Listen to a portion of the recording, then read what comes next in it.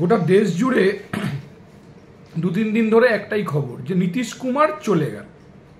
তো গেল তো নীতিশ কুমার, তো বুঝলাম নীতিশ কুমার তো এত ভাষণ দিল, ইন্ডিয়ার ব্লকের মিটিংয়ে নীতিশ কুমার বলল যে মরে যাব কিন্তু আর বিজেপিতে ফেরত যাব না, সব ঠিক।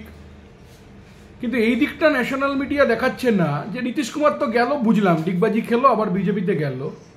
কিন্তু প্রশ্ন হচ্ছে এইটা না, প্রশ্নটা আমরা তৃণমূলের দলবদল নিয়ে, বিজেপির দলবদল নিয়ে আমরা পশ্চিমবাংলায় সিপিআইএম, গোটা দেশে সিপিআইএম আমরা প্রশ্নটা করছি। গেল তো বুঝলাম, নিল কেন?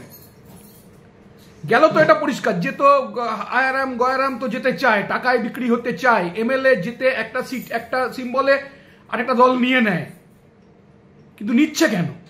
আজকে যারা পশ্চিমবাংলায় যে বিজেপির নেতারা বড় বড় ভাষণ দিচ্ছেন, তৃণমূলের নেতারা বিজেপির নেতাদের নিয়ে নিচ্ছেন নিজের দলে, তো তৃণমূল এটা কার থেকে শিখেছে?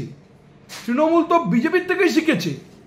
তাও আমি বলবো বাংলার মিডিয়া খানিকটা দলবদল নিয়ে খানিকটা দেখায়।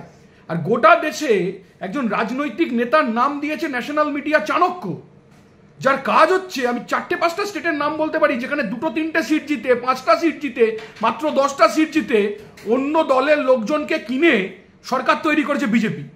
তাহলে আজকে মুকুল রায়রা যা করেছিল পশ্চিমবাংলায়, যা শুরু করেছিল, পতাকা বদল, আয়ারাম গয়ারাম, হর্স ট্রেডিং, এমএলএ কিনে নেওয়া, যার লাস্ট সাম্প্রতিকতম উদাহরণ হচ্ছে সাগরদিঘি, মানুষের রায়কে নস্যাৎ করে যে জিতলো তাকে কিনে নিল। তো এখন দেখুন খুঁজে পাবেন না কোথায় আছে সে।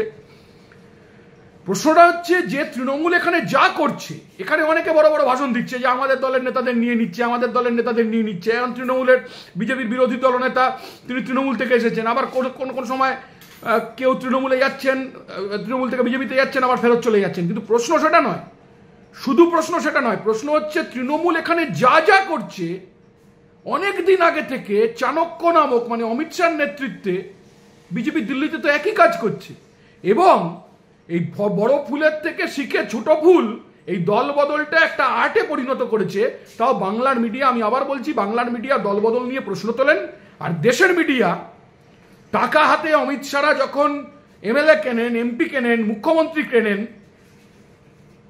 যখন সরকার বদল করে দেন হর্স ট্রেডিং করে, তখন দিল্লির মিডিয়া, ন্যাশনাল মিডিয়া অমিত শাহদের নাম দেন চাণক্য। আসলে এখানে পশ্চিমবাংলায় তৃণমূল যা যা শিখেছে তা বিজেপির কাছ থেকেই শিখেছে।